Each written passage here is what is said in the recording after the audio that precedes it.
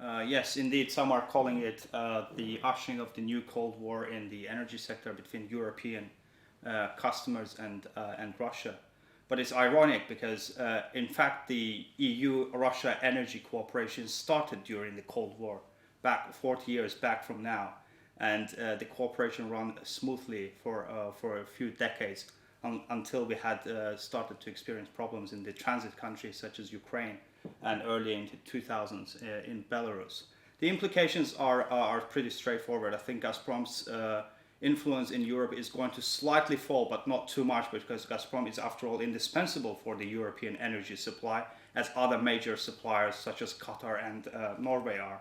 But longer term, Europe is likely to continue to try to diversify its supplies of energy and to try to increase the efficiency of energy usage within the continent. So one of the major concerns of the European Commission, apart from the differentiated gas price that Gazprom charges its customers across the European continent, has been the fact that Gazprom has been barring the free supply of energy, of natural gas rather, from one country to another by imposing the limitations and barriers to its customers in Europe.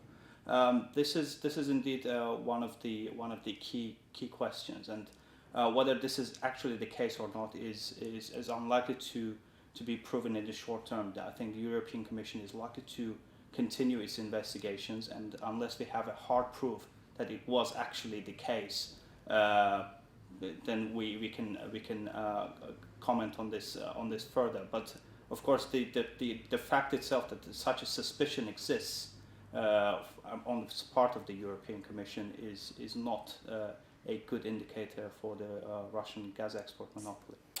Diversification of the supply of gas and increasing liquidity of the European gas markets has been one of the main purposes of the third energy package introduced by the European Commission back in 2009. And the investigations against Gazprom are carried within this framework.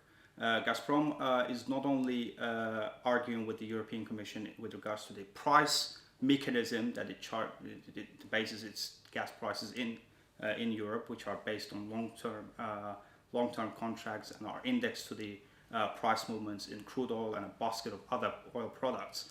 But the European Commission is also concerned that some of the clauses in Gazprom's contracts with its major European customers do not allow the re-export of Russian gas to other European customers and countries, and this is creating a concern on the part of the European Commission, and this is, if proven, will not bode well for the Russian gas export monopoly.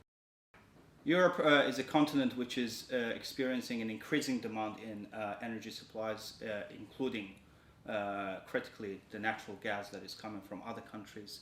And Europe is unlikely to become self-sufficient in the short to medium term in natural gas, at least. So keeping Gazprom at bay and not importing any Russian gas is impossible. Gazprom is one of the critical parts of the European energy architecture, as are other major suppliers. And Europe, as we know, imports 60% of its gas needs from outside.